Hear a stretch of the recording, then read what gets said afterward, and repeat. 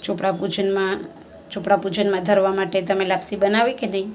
મેં તો બનાવી લીધી છૂટી છૂટી સરસ ગોળની લાપસી. તો ચાલો મિત્રો આપણે બનાવતા શીખીએ લાપસી, દિવાળી સ્પેશિયલ, ચોપડા પૂજન સ્પેશિયલ. શ્રી કૃષ્ણ મિત્રો, આજે આપણે બનાવીશું દિવાળી ચોપડા પૂજન માટે લાપસી. તો તેનું હું પહેલાં માપ કહી દઉં છું. આપણે આ 1/4 કપના માપની હું લાપસી બનાવું છું.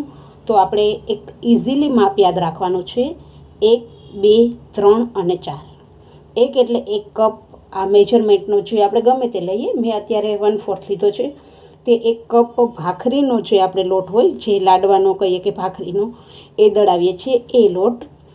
પછી 1/4 કપ એ જ પાણી લઈશું, સેજ હુંફાળું, અને એ જ 1/2 કપ આપણે ગોળ લઈશું, અને એ જ 1/4 કપ આપણે ઘી લઈશું.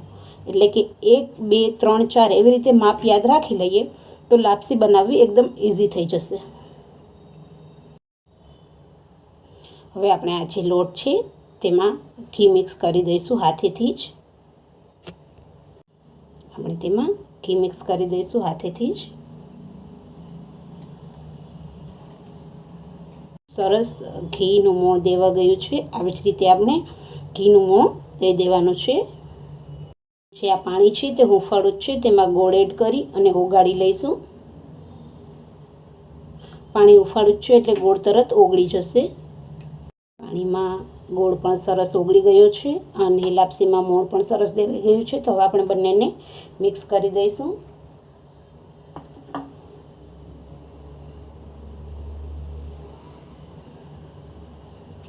જો બધું સરસ મિક્સ થઈ ગયું છે. હવે આપણે તેને આવી રીતનો એક ચા ખાંડનો જે ડબ્બો હોય તેમાં લઈ લઈશું.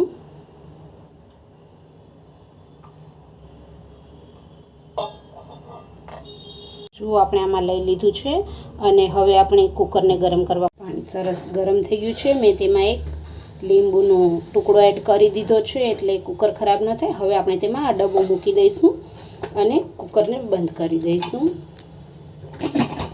અને 2 થી 5 મિનિટ માટે થવા દઈશું. આપણે કુકર ખોલી અને જોઈ લઈએ.